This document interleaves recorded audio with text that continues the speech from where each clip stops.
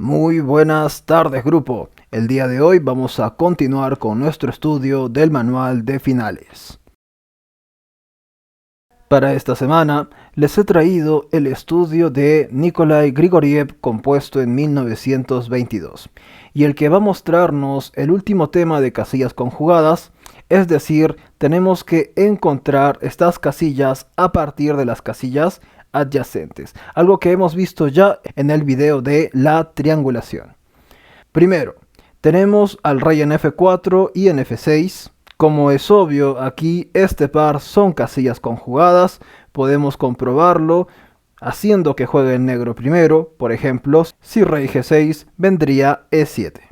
Avanzamos el peón para obligar al rey a dejar de defender al peón de F5 y posteriormente podremos ingresar en su territorio. Y no importa lo que haga aquí el rey de las negras, nosotros sencillamente vamos a atacar primero a sus peones intocables, dejando al rey negro sin poder defenderlo. Y una vez que retroceda, que vaya a un lado, sencillamente capturamos el peón. Fíjense que en este caso funciona, ya que nuestro peón está en la quinta y las casillas clave están en la sexta. Aquí no importa la oposición, nos va a bastar con avanzar el peón, ya que llegaría a la séptima sin dar jaque, lo que significa que terminará coronando. Muy bien, tenemos ya el primer par de casillas conjugadas, tenemos que buscar los otros, y esto lo hacemos a través de la jugada única. ¿A qué me refiero? Imaginen que este rey no está en F4, sino que está en H4. ¿Cuál sería la única casilla donde podría estar el rey negro para no perder en caso el rey blanco llegue hacia H4? Por ejemplo, podría estar en H6. Puede que les parezca que sí, ya que así impide que el rey blanco ingrese hacia H5. Sin embargo, perdería, ya que el rey negro habría salido del cuadrado del peón. Es decir, si el rey negro ingresa hacia H6, bastaría con jugar E7 para ganar. Muy bien, entonces, si no tenemos la casilla H6, la otra casilla es G6. ¿Para qué? Para evitar que el rey blanco logre ingresar en territorio negro con H5. Así hemos hallado el segundo par de casillas conjugadas. Muy bien, ahora recuerden la regla de las casillas adyacentes. Me explico. Tenemos una casilla conjugada en F4 y otra en H4. ¿Desde qué casilla el rey blanco podría ingresar a estas dos? La casilla G, G3. Ahora veamos al rey negro. Para ingresar a la casilla conjugada F6 o G6, la única casilla que tiene es la casilla G7. F7 no, ya que esta está protegida por el peón de E de E6. Muy bien, así hemos hallado el tercer par de casillas conjugadas. G3 es conjugada con G7. Perfecto, pero para resolver este diagrama, para poder entenderlo, tenemos que ir mucho más allá. Y es por ello que he escogido este estudio. Van a poder practicar tanto usar la regla de la casilla única como la de las casillas adyacentes. Por ejemplo, yo coloco la casilla F3. ¿Cuál será la casilla conjugada para F3? Veamos entonces las casillas adyacentes. Recuerden, F4 es conjugada con F6. ¿Y con qué casilla era conjugada la casilla G3? Con G7. Muy bien, así hallamos otro par de casillas conjugadas. Desde F3 puedes llegar hacia F4 y hacia G3. Entonces tenemos que buscar la casilla adyacente hacia F6 y G7. Y esta es G6. Muy bien, hemos hallado otro par de casillas conjugadas. Vayamos mucho más allá. Por ejemplo, la casilla H3. ¿Con qué casilla creen que será conjugada? Una vez más, revisemos las casillas adyacentes. ¿Recuerdan con quién era conjugada H4? Si el rey está en H4, está amenazando ir hacia H5. El rey negro tiene que evitarlo, así que tiene que estar en G6. Muy bien. Y la casilla G3, ya lo sabemos, es conjugada con la casilla G7. ¿con quién será adyacente la casilla G6 y la casilla G7? Me dirán, bueno, tiene la casilla H6 y también la casilla F6. Pero recuerden que hay un peón pasado.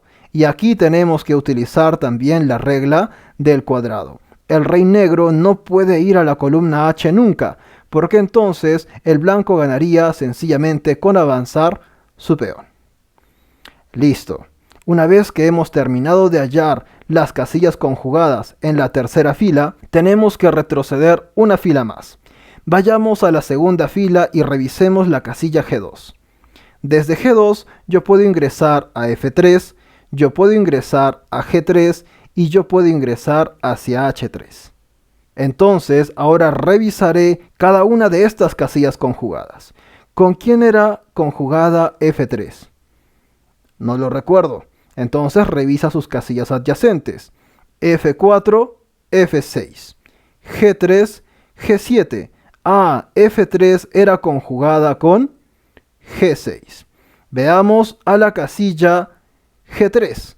¿Con quién era conjugada G3? Veamos sus casillas adyacentes. Es adyacente con F4 y es adyacente con H4. Revisemos entonces el lado negro. F4 con F6 y H4 con G6, la casilla conjugada debe ser G7, ya que es la única desde donde puedo acceder hacia F6 y hacia G6. Revisemos la casilla H3. H3 me permite acceder hacia H4, que era conjugada con G6, y hacia G3, que era conjugada con G7. ¿Cuál será la casilla conjugada con H3? Respuesta F, F6. Perfecto, hemos hallado ya todos los pares de casillas conjugadas. ¿Y para qué nos ha servido? Regresemos a ver la casilla G2. Desde G2 yo puedo acceder a F3, G3 y H3. ¿Desde qué casilla el rey negro puede acceder a F6, G6 y G7? La única sería F7, pero no puede estar en F7 ya que mi peón vigila esa casilla. ¿Qué significa? Que la casilla G2 es la clave. Una vez que el rey blanco ingrese hacia G2, habremos dejado en Zugzwang al negro. Vamos a ver cómo se resuelve este diagrama. Lo primero, tenemos que llegar a la casilla G2. Para esto podemos escoger cualquiera de estos dos caminos, ya sea vía F3 o vía G3. Por ejemplo, yo quiero ir primero hacia F3. El negro estará atento y dirá, ¿cuál era la casilla conjugada con F3? Reviso sus casillas adyacentes. F4, F6. Y G3 era conjugada con G7.